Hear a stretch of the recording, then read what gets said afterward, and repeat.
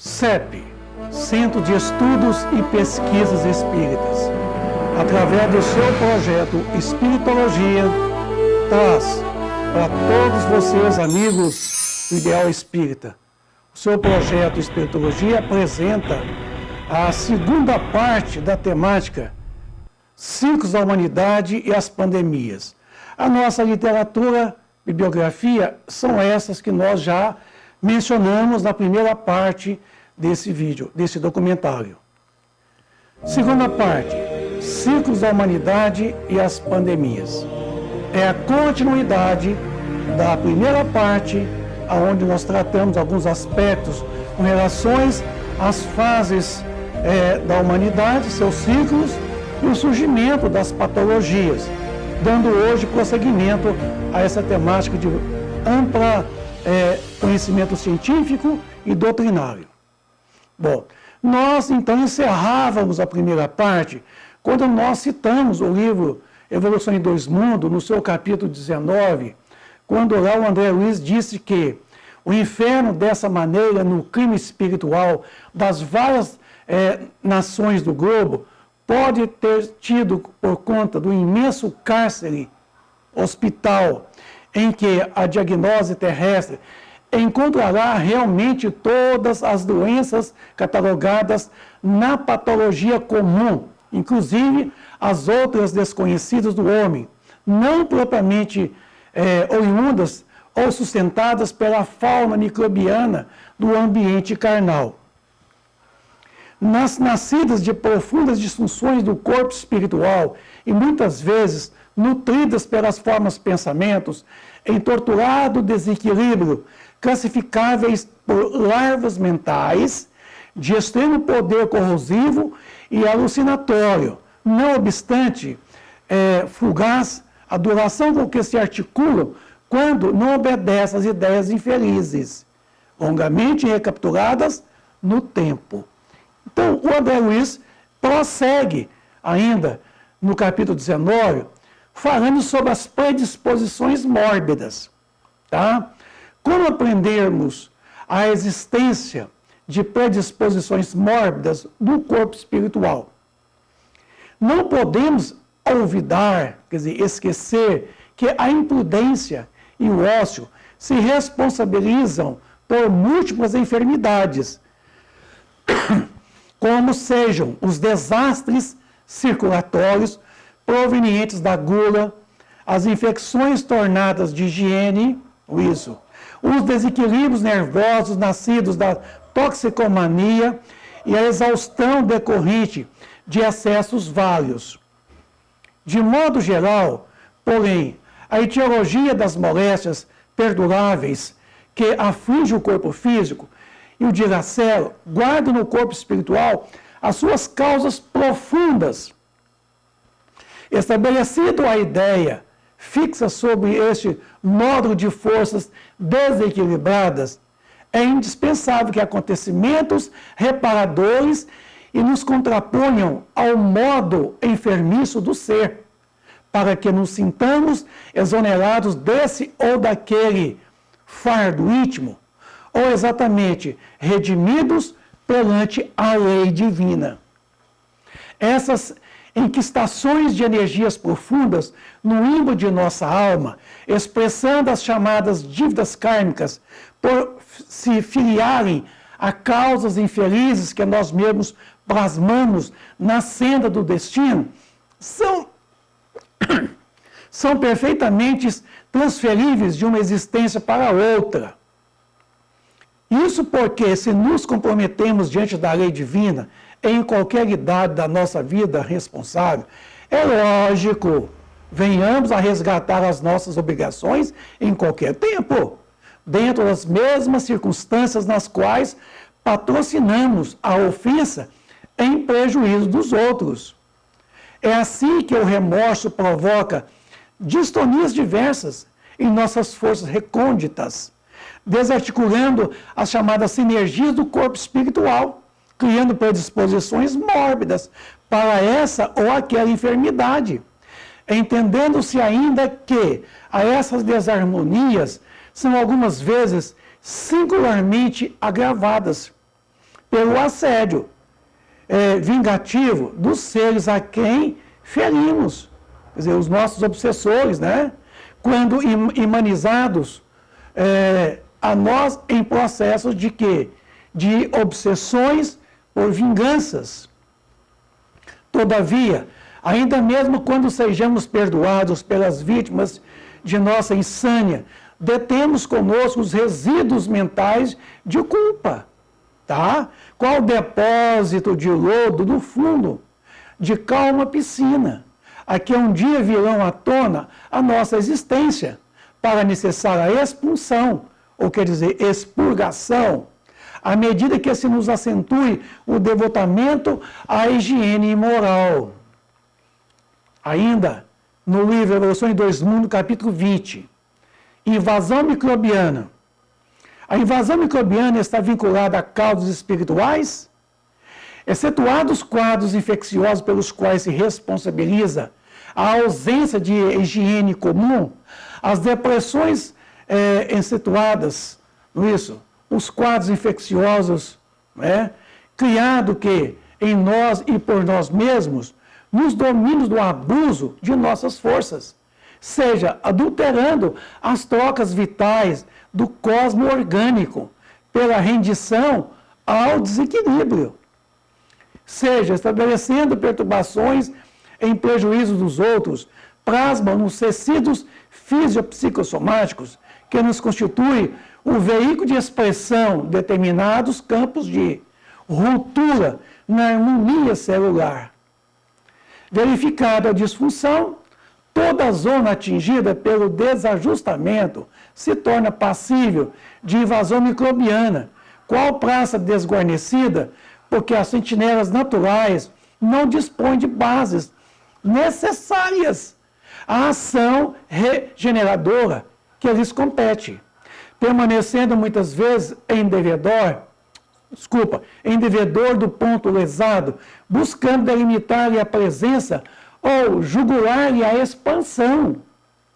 Desarticulado, pois, o trabalho sinergético das células nesse ou naquele tecido, aí se interpõem as unidades mórbidas, quais a do câncer, que, nesta doença, imprimem acelerado de crescimento a certos agrupamentos celulares entre as células sãs do órgão, em que se instalem, causando o quê? Tumulações invasoras e metástases.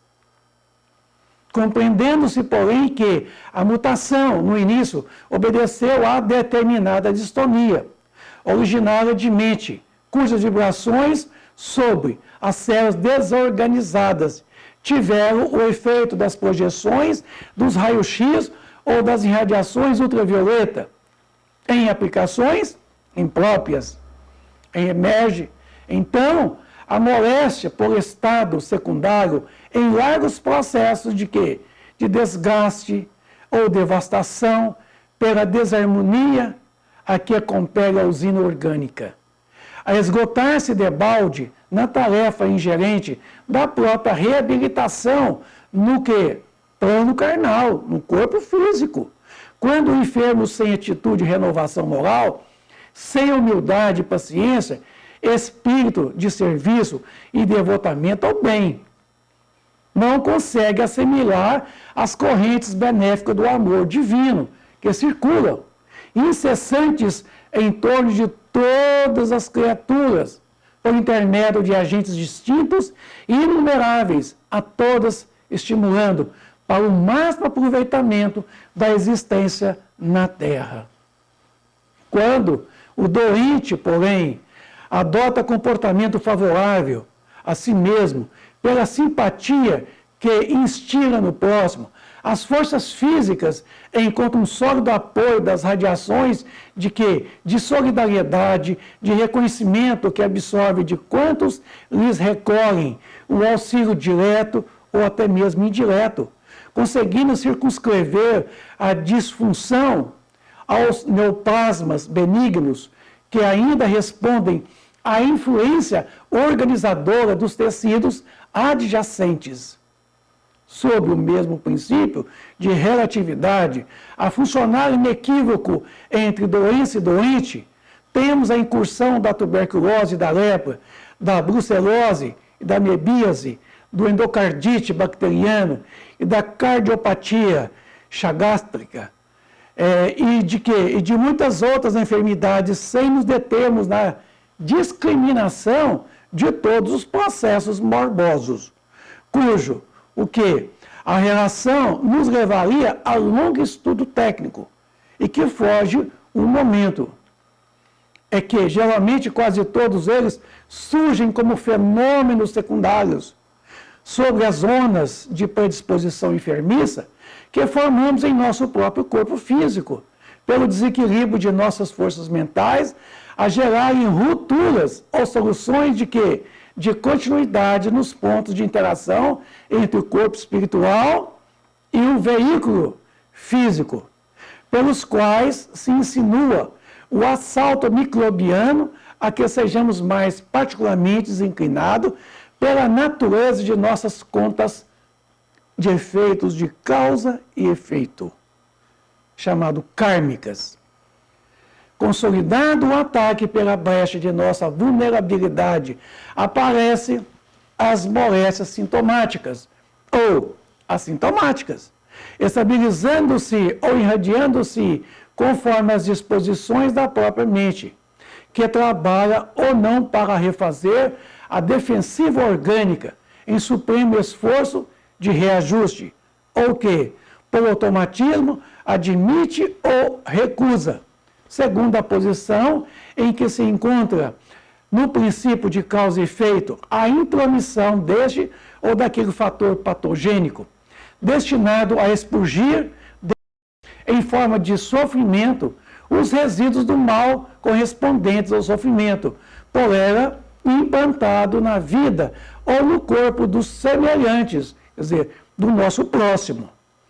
Não será lícito, porém, esquecer que o bem constante gera o bem constante, e que, mantida a nossa movimentação infatigável no bem, todo o mal por nós amontoado se atenua gradativamente, desaparecendo ao impacto das vibrações de auxílio, nascidas em todos aqueles os quais dirijamos a mensagem do entendimento, do amor puro, sem necessidade expressa de recorrermos ao concurso da enfermidade para eliminar os resquícios da treva, que, eventualmente, se nos incorpore ainda no fundo mental do nosso psiquismo. Ampara os outros que ampara nós próprios.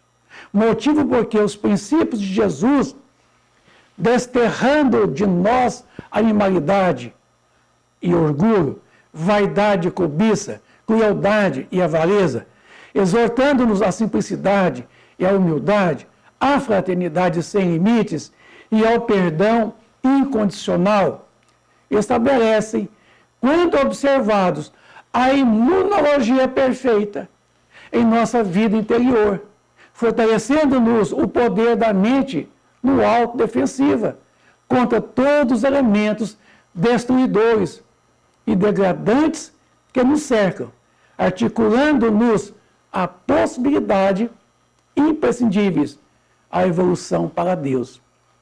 Então, meus amigos do Ideal Espírita, o André Luiz está deixando muito claro para nós que as enfermidades são oriundas da nossa mente, a retratar no corpo físico como doenças. Então vamos lá. Lá no livro Libertação, no capítulo justamente 17, vamos observar a assistência fraternal, o título. E não conseguiu retornar ao santuário doméstico? Eis a pergunta de André. Ah, sim, fui até lá, informou a interpelada tentando dominar-se.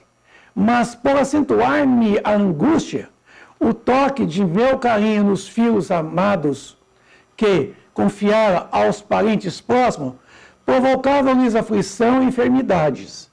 As irradiações de minha dor lhes alcançavam aos corpos tenros, envenenando-lhes a carne delicada, através da respiração. Quando compreendi que minha presença lhes inoculava pavoroso vírus fluídico, deles fugia aterrada. Então, aqui está falando o surgimento desse modelo virótico no campo mental, tá? No campo mental. Já é aquelas formas de pensamento, certo? Que depois, através do fluido cósmico universal, pode ganhar, certo? Estrutura física, tá? Como é os vírus. Que é o pensamento? Não aguardava a pergunta que me era desfechada, mas, centralizando minha capacidade receptiva, no propósito de responder com acerto, eu estudei como pude. Então vamos lá. O pensamento é, sem dúvida, força criadora de nossa própria alma e, por isso mesmo, é a continuação de nós mesmos. Através dele atuamos no meio em que vivemos e agimos, estabelecendo o padrão de nossa influência, seja no bem ou no mal. Fez o estranho cavaleiro, um tanto atormentado. A explicação significa que as nossas ideias exteriorizadas criam imagens tão vivas quanto desejamos? Indiscutivelmente. Então, quer dizer, nosso pensamento, através da ideoplastia, cria-se imagem, e essas imagens podem adquirir densidades físicas. O que fazer, então, para destruir essas próprias obras, quando interferimos erroneamente na vida mental dos outros? Auxiliam-nos a apreciar seu caso, contando-nos alguma coisa da sua experiência, pedir com interesse fraternal. Bom, então, lá no capítulo 2, tá, do mesmo livro, o título, A Palestra do Instrutor. Notemos que nós mesmos, os desencarnados, nos movemos num campo de matéria que se caracteriza por densidade específica, embora rarefeita, quando confrontando com as antigas formas físicas. E nossa mente, em qualquer parte, na crosta ou aqui, aonde nos achamos, é um centro psíquico de atração e repulsão. Então, veja bem o poder moderador das nossas mentes. O espírito encarnado respira numa zona de vibrações muito lentas, enfaixado num veículo constituído de trilhões de células, que são outras tantas vidas microscópicas inferiores, tá? 70 trilhões, de células. Cada vida, porém, por mais insignificante, possui expressão magnética especial. A vontade, não obstante condicionada por leis cósmicas e morais, inclinará a comunidade dos corpúsculos vivos que permanecem ao seu serviço por tempo que limitado. A maneira do eletricista que liga as forças da usina para as atividades num charco ou para os serviços numa torre. Sendo cada um de nós uma força inteligente, detendo faculdades criadoras e atuando no universo, estaríamos sempre engendrando agentes patológicos através da energia mental, esterilizando o pensamento e com ele improvisando causas possíveis, cujos efeitos podem ser próximos ou remotos sob o ponto das origens. Abstendo-nos de mobilizar a vontade, seremos invariáveis joquetes das circunstâncias predominantes no ambiente que nos rodeia. Contudo, tão logo deliberemos manobrá-las, é indispensável resolvamos o problema da direção, porquanto nossos estados pessoais nos refletirão escolha íntima, dentro. Existem princípios, forças e leis do universo minúsculos, tanto quanto no universo macrocósmico, no universo para fora de nós, dirige-se um homem à sua vontade para a ideia de doença, e a moléstia lhe responderá ao apelo, com todas as características dos moldes estruturados pelo pensamento enfermiço, porque a sustentação mental positiva determina a sintonia e a receptividade da região orgânica, em conexão com o impulso havido e as entidades microbianas que vivem e as reproduzem no campo mental de milhões de pessoas que as entretêm. Ocorrerão em massa, absorvidas pelas células que as atraem em obediência às ordens interiores, reiteradamente recebidas, formando no corpo a enfermidade idealizada. Mente sã, corpo insano. Mente sã num corpo são, mas uma mente enferma num corpo doente. Claro que nesse capítulo temos a correção das provas necessárias nos casos em que determinada responsabilidade renasce, atendendo a impositivo das lições expiatórias, mas, mesmo aí, há o problema da ligação mental, a infinitamente importante, porquanto o doente que se compraz na aceitação e no elogio da própria decadência acaba na posição de excelente incubador de bactérias e sintomas mórbidos. Tudo está na mente. Enquanto que o espírito em reajustamento, quando reage valoroso contra o mal, ainda mesmo que benéfico e merecido, encontra imensos recursos de quê? De concentrar-se no bem, integrando-se na corrente da vida vitoriosa, registrava as explicações profundamente edificadas, e não obstante longa pausa que me fez espontaneamente, não ousei interromper o curso da argumentação, a fim de não quebrar a linha do pensamento, do raciocínio. Bom, fomos lá no livro Missionários da Luz, no capítulo 3, Desenvolvimento Mediúnico. Preste bem atenção o que diz respeito a isso. O aparelho gastrointestinal parecia totalmente ensopado em aguardente, porquanto essa substância invadia todos os caninhos do estômago e, começando a fazer-se sentir nas paredes do esôfago, manifestava a sua influência até no bolo fecal. Espantava-me o fígado enorme. Pequenas figuras horripilantes postavam-se vorazes ao longo da veia aorta, lutando desesperadamente com os elementos sanguíneos mais novos. Toda a estrutura do órgão se mantinha alterado. Terrível engurgitamento. Os órgãos cilíndricos, modificados, abrigavam células doentes e empobrecidas. O baço apresentava anomalias estranhas. Os alcoólicos, esclareceu Alexandre, com grave entonação, aniquilavam-no vagarosamente. Você está examinando as anormalidades menores. Esse companheiro permanece completamente desviado em seus centros de equilíbrio vital. Todo o sistema endócrino foi atingido pela atuação tóxica. Inutilmente trabalha a medula para melhorar os valores da circulação.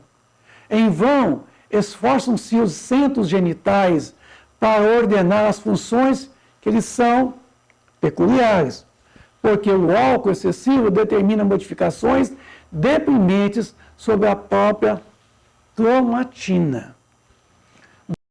Trabalhou os rins na excreção dos elementos corrosivos, porque a ação perniciosa da substância em estudo anula diariamente grandes números de nefrons, o pâncreas. Viciado não atende à exatidão ao serviço de desintegração dos alimentos. Larvas destruidoras exterminam as células hepáticas. Profundas alterações modificam as disposições do sistema nervoso vegetativo. E não fosse as glândulas sudoríparas, tornar-lhes-ia, talvez, impossível a continuação da vida física. Porque não haveria a sudorese eliminando as toxinas e poderia, então, intoxicar mais ainda o fígado e levando um comprometimento geral. Não conseguia dissimular minha admiração. Alexandre indicava os pontos enfermiços e esclarecia os assuntos com sabedoria e simplicidade, tão grande que não pude ocultar o assombro que me apodera de mim. O instrutor colocou-me em seguida ao lado de uma dama simpática e idosa. Após examiná-la, atencioso, acrescentou: repare nessa nossa irmã. É candidata ao desenvolvimento da mediunidade de incorporação. Fraquíssima luz emanava da sua organização mental. E desde o primeiro instante notara-lhe as deformações físicas. O estômago dilatara-se-lhe horrivelmente. E os intestinos pareciam sofrer estranhas alterações. O fígado, consideravelmente aumentado, demonstrava indefinível agitação, desde o duodeno ao sigmoide. Notavam-se anomalias de vulto. Guardava a ideia de presenciar não o trabalho de um aparelho digestivo usual, e sim de vasto alambique, cheio de pastas, de carne e caldos gordurosos, cheirando a vinagre de condimentação ativa. Está lá o desenho. Aqui, ó. Em grande zona do ventre superlotado de alimentação, viam-se muitos parasitas conhecidos, mas além deles divisava outros corpúsculos semelhantes a lesmas voracíssimas, voraz mesmo, que se agrupavam em grandes colônias, desde os músculos e as fibras do estômago até a válvula, o que? Iliocecal. Potencial de destruição. Observando-me a estranheza, e o orientador falou em meu socorro. Temos aqui uma pobre amiga, desviada nos excessos de alimentação. Todas as suas glândulas e centros nervosos trabalham para atender às exigências do sistema digestivo. Semelhantes parasitas atacavam os sucos nutritivos com assombroso e descuidado de si mesma. Caiu na glutonaria, graça, tornando-se presa de seres de baixa condição. Então, nasceu-se um processo obsessivo, né?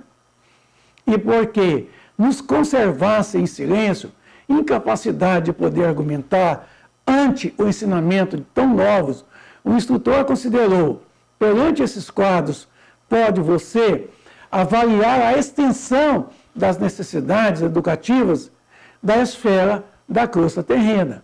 Então, médios, a maior necessidade dos médios é evangelizar-se, certo? Antes de poder se entregar a qualquer tarefa doutrinária. Capítulo 4, do mesmo livro, Missionários da Luz, vampirismo. Era o vampirismo a tese que me preocupava.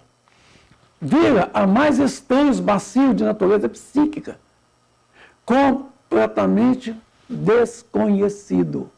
Na microbiologia mais avançada, não guardava a forma esférica das chamadas cocacéias, nem o tipo de bastonetes das bactérias diversas. Entretanto, formava-me também, colônias dessas e terríveis. Reconhecer-lhes o ataque aos alimentos vitais do corpo físico, atuando com maior potencial destrutivo sobre as células mais delicadas. O que significava aquele mundo novo? Que eu não conhecia o André. Que agentes seriam aqueles caracterizados por indefinível e pernicioso poder? Estariam todos os homens sujeitos a essa influenciação? Não me contive.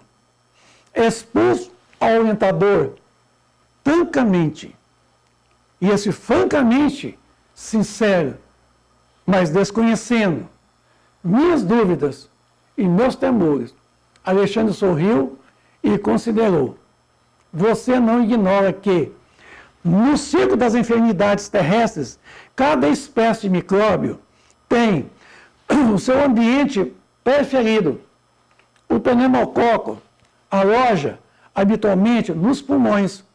O bacilo de Ebert localiza nos intestinos, aonde produz a chamada febre tifoide.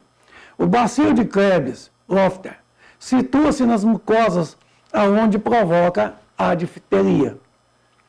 Em condições especiais do organismo, proliferam-se os bacilos de Hansen, ou de Koch.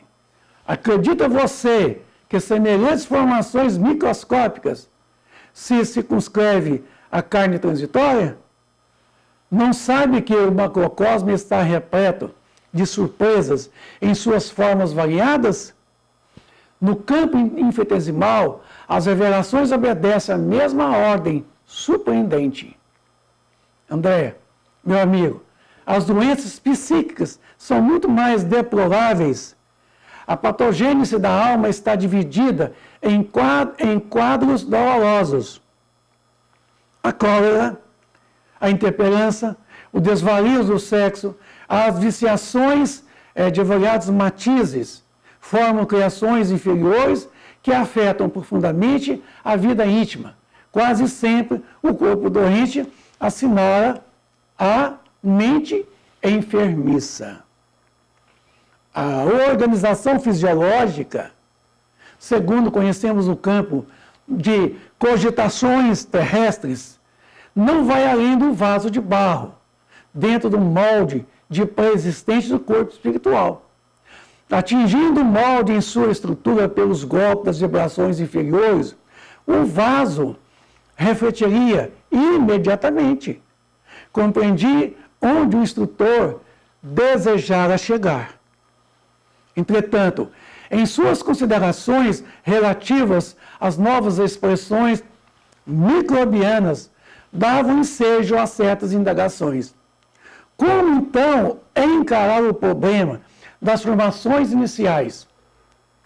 Enquadrava-se a afecção psíquica no mesmo quadro sintomatológico que conhecera até então para as enfermidades orgânicas em geral?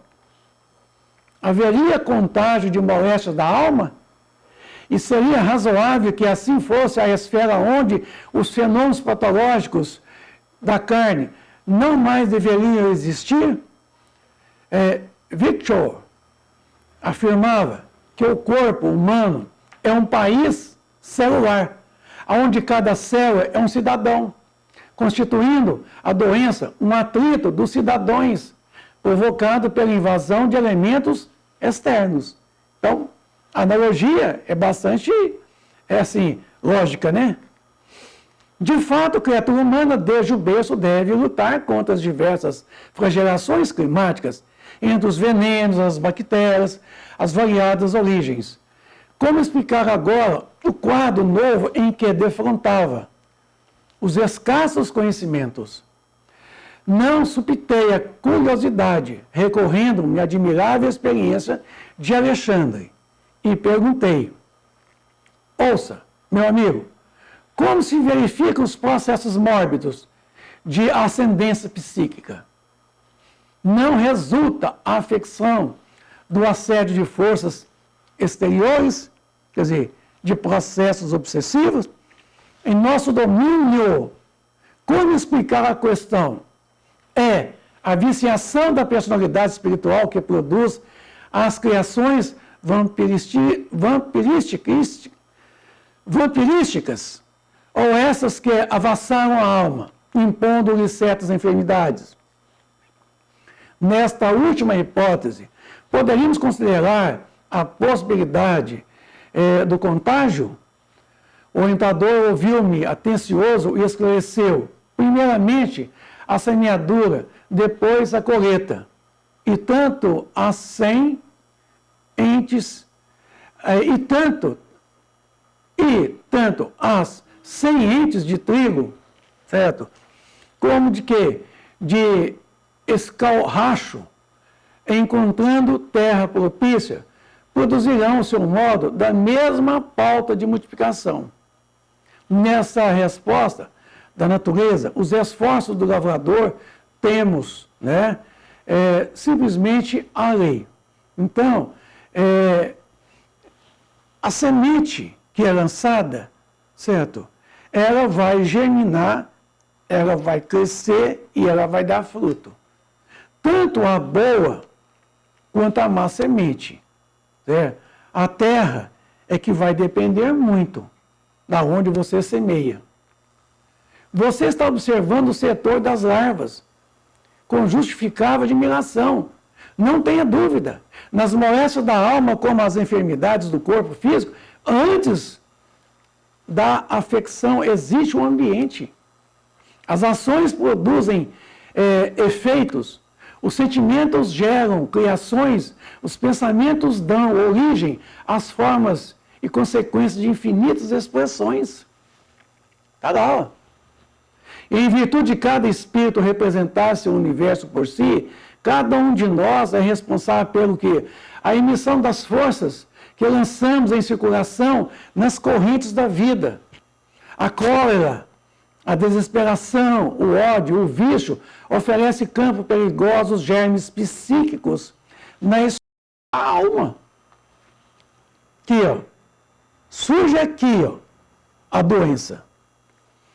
E qual acontece no terreno das enfermidades do corpo?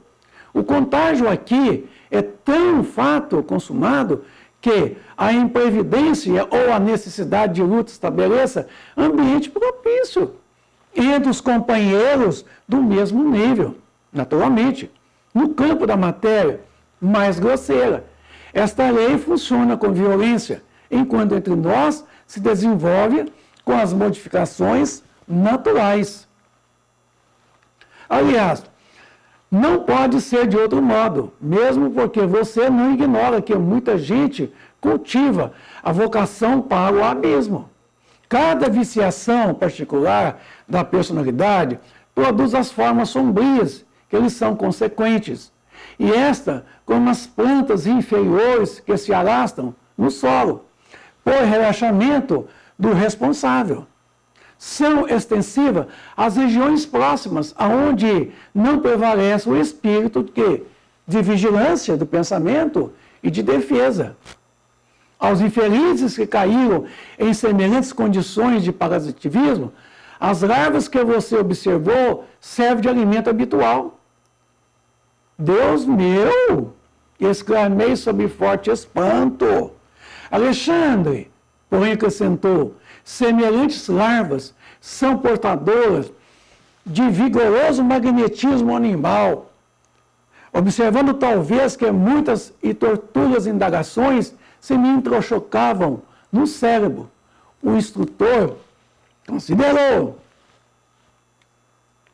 naturalmente, que a fauna microbiana, em análise, não será servida em pratos. Bastará ao desencarnado agarrar-se aos companheiros de ignorância, ainda encarnados, qual erva daninha aos galhos das árvores, a sugar-lhes a substância vital. Não conseguia dissimular o assombro que me dominava. A questão da obsessão, né? A chamada simbiose. Então está lá, ainda no livro Os Mensageiros, capítulo 11, Rumo ao Campo. Estão vindo aquelas manchas escuras na via pública? Indagava nosso orientador, percebendo-nos a estranheza e o desejo de aprender cada vez mais. Como não soubéssemos definir com exatidão, prosseguia explicando.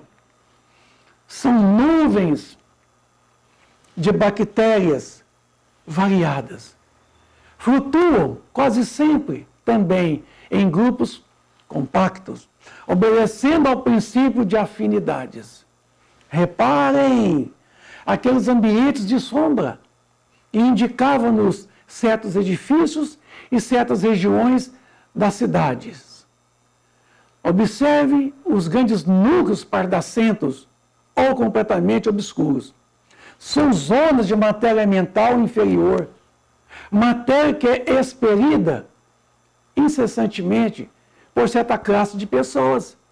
Se demorarmos em nossas investigações, veremos igualmente os monstros que se arrastam nos passos das criaturas, atraídos por elas mesmas. Imprimindo grave reflexão, as palavras considerou. Tanto assalta o homem a nuvem de bactérias destruidoras da vida física, quanto as formas caprichosas das sombras que ameaçam o equilíbrio mental. Como vem, o orai e vigiai do Evangelho tem profunda importância em qualquer situação, em qualquer tempo. Somente os homens de mentalidade positiva, na esfera da espiritualidade superior, conseguem sobrepor-se às influências múltiplas de natureza menos digna, incessados e interessados, contudo, em maior esclarecimento. Perguntei, mas a matéria mental emitida pelo homem inferior tem vida própria, como o núcleo de corpúsculos microscópicos de que se originam as enfermidades corporais? O mentor generoso sorriu singularmente e acentuou. Como não? Vocês, recentemente, não desconhecem que o homem terreno vive num aparelho psicofísico? Não podemos considerar somente no capítulo das moléstias a situação fisiológica propriamente dita, mas também o quadro psíquico da personalidade encarnada. Ora, se temos a nuvem de bactérias produzida pelo corpo doente, temos a nuvem de larvas mentais produzidas pela mente enferma, em identidade de circunstâncias. Deste modo, na esfera das criaturas desprevenidas de recursos espirituais, tanto adoecem corpos como almas. No futuro, por esse mesmo motivo, a medicina da alma absorverá a medicina do corpo. E essa medicina chamará medicina psicossomática. Poderíamos, na atualidade da Terra, fornecer esse tratamento ao organismo de carne. Semelhante tarefa dignifica a missão do consolo, da instrução e do alívio. Mas, no que concerne à cura real, somos forçados a reconhecer que esta pertence exclusivamente ao homem-espírito. Deus meu! Exclamou Vicente, espantado. A que perigos está submetido o homem? O ar das grandes cidades não são puros. Estão, assim por dizer, carregados de miasmas deletérios, dos pensamentos emitidos pelos seus habitantes. Miasmas constituem de fluidos grosseiros de densidade muito alta, que são difíceis de ser o quê? Desintegrados. Então está lá no livro Os Mensageiros, capítulo 41, Entre as Árvores.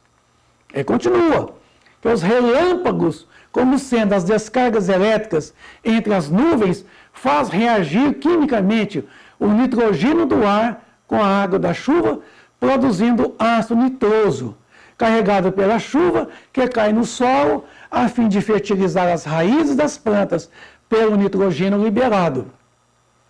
Assim, as faíscas elétricas do relâmpago, descargas eletrostáticas, além de produzirem o O3, chamado ozônio, ou oxigênio 3, alótropo, né, do próprio oxigênio, que tem propriedades antissépticas, bactericida, capaz de matar micróbios, bactérias, bacilos, fulminados, os miasmas deletérios, oriundo dos pensamentos dos habitantes dos pequenos e grandes cidades.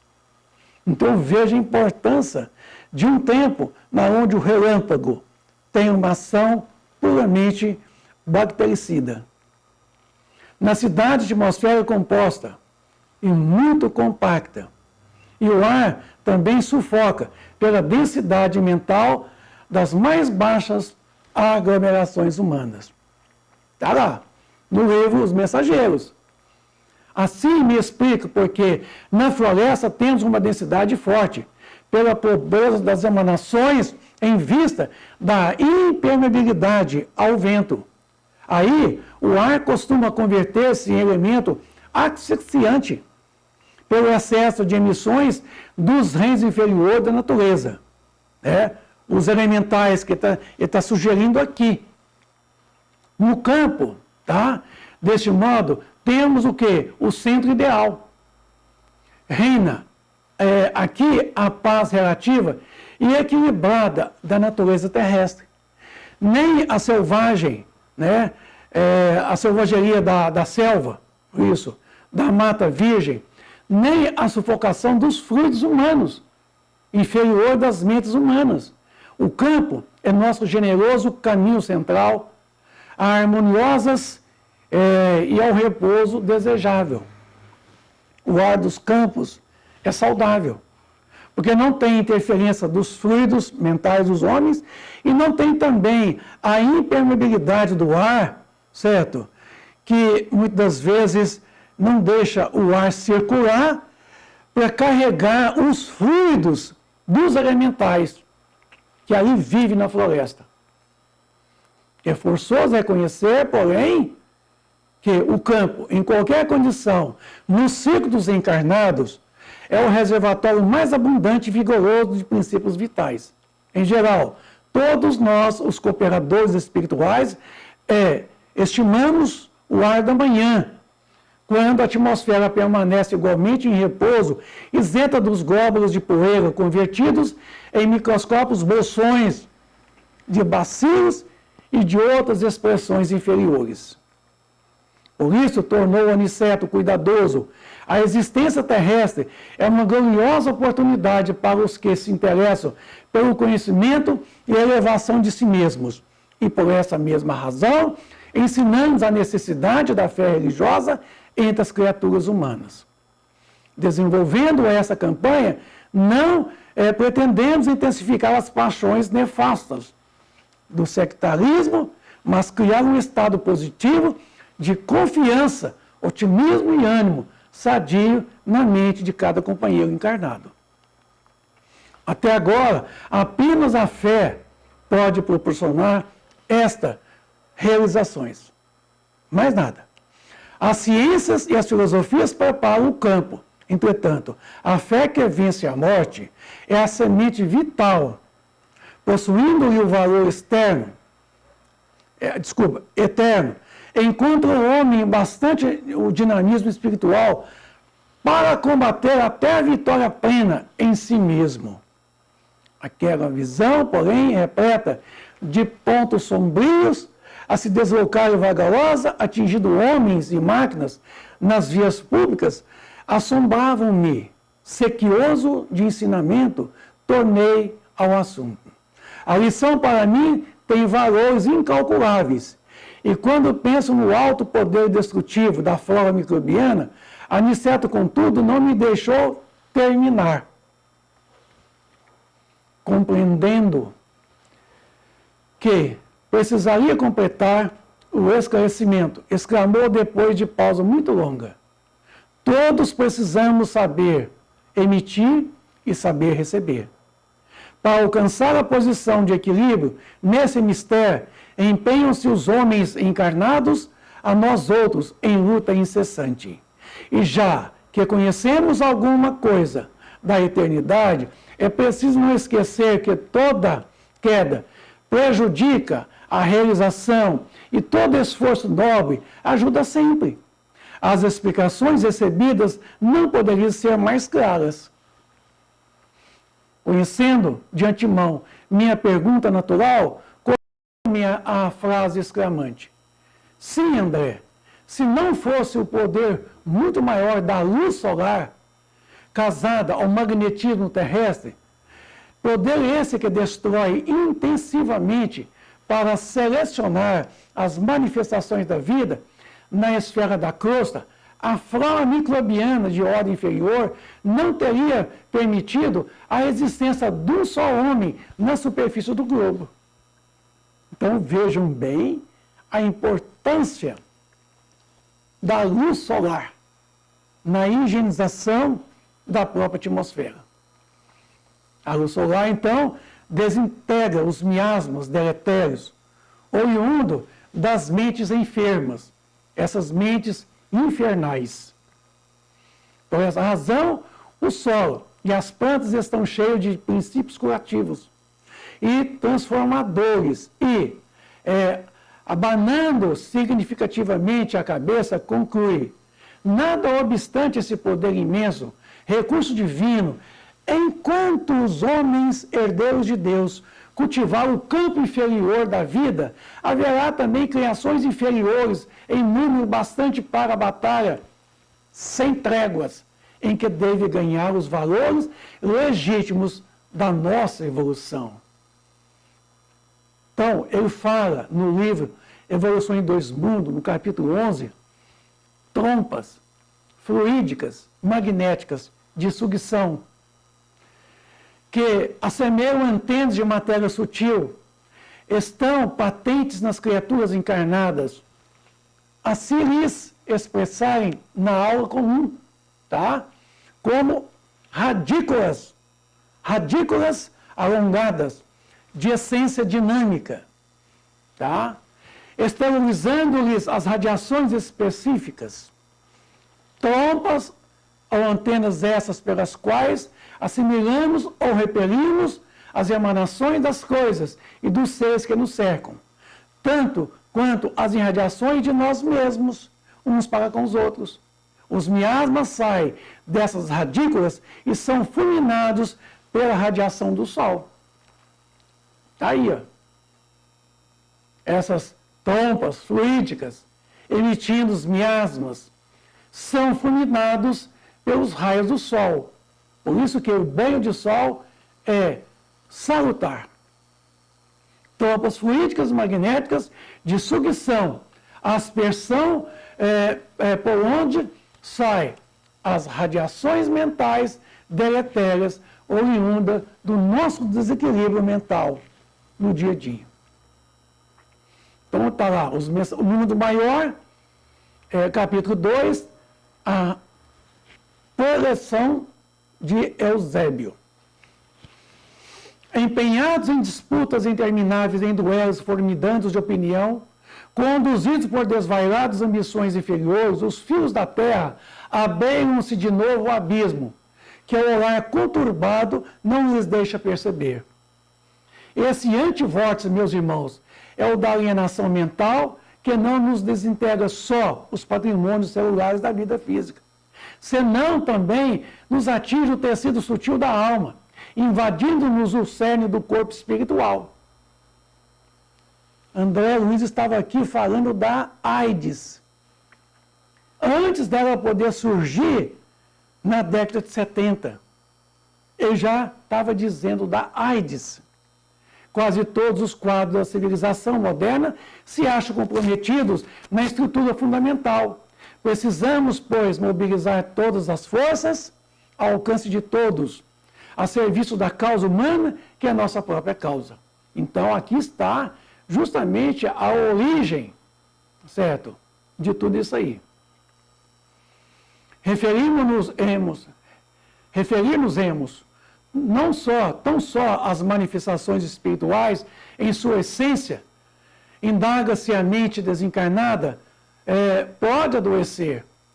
Que perguntei, cuidas a maldade deliberada, não seja moléstia da alma, que o ódio não constitua um morbo terrível? Supõe, porventura, não haja vermes mentais da tristeza e da inconformação? Então vamos ver. Capítulo 13 do livro Evolução em Dois Mundos. Reflexão das ideias. A partir do pensamento, pois como corpúsculo fluídico, tanto quanto o átomo, é uma unidade na essência, a subdividir-se, porém, em diversos tipos, conforme a quantidade, qualidade, comportamento e trajetória dos componentes que ali a integram. E assim como o átomo é uma força viva e poderosa na própria contextura passiva, entretanto, diante da inteligência que a mobiliza para o bem ou para o mal, a partir do pensamento, então o pensamento tem partícula, embora viva e poderosa, na composição em que se derrama do espírito que a produz, igualmente passiva perante o sentimento que lhe dá forma e a natureza, para o bem ou para o mal, convertendo-se por acumulação ou fluido gravitante ou libertador, ácido ou balsâmico, doce ou amargo, alimentício ou esgotante. Vai depender da mente.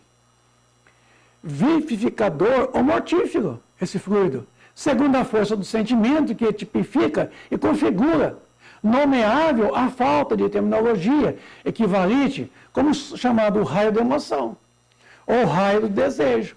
Força essa que ele opera a diferenciação de massa, trajeto, impacto e estrutura.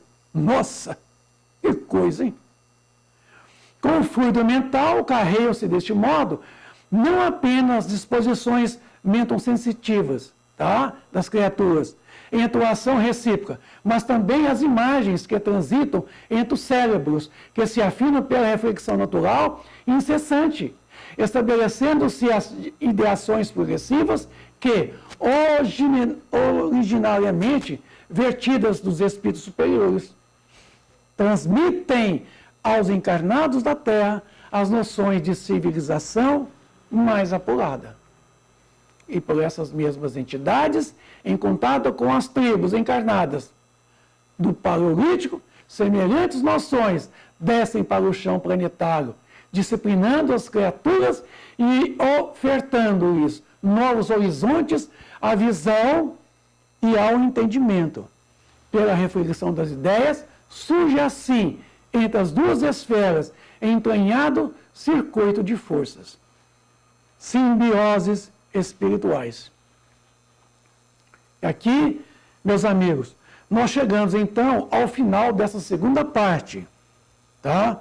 Prometendo voltar na terceira parte, trazendo para todos vocês uma tese. Eu quero poder então agradecer o carinho e a atenção de todos vocês e mostrando que realmente a proposição de André Luiz é de colocar, conforme o próprio Emmanuel, que as doenças do corpo é a retratação da mente no próprio corpo físico. Então, temos enfermidades, que é na mente, e doenças, que é no corpo físico. E aí, podem notar que o pensamento pode proliferar tantos miasmas deletérios, que mais tarde poderão tomar conformação física, seja vírus, bactérias, certo? Substâncias tóxicas, que intoxicam não somente o corpo físico, como também o perispírito, a alma. Um grande abraço e a terceira parte virá a posterior. Obrigado.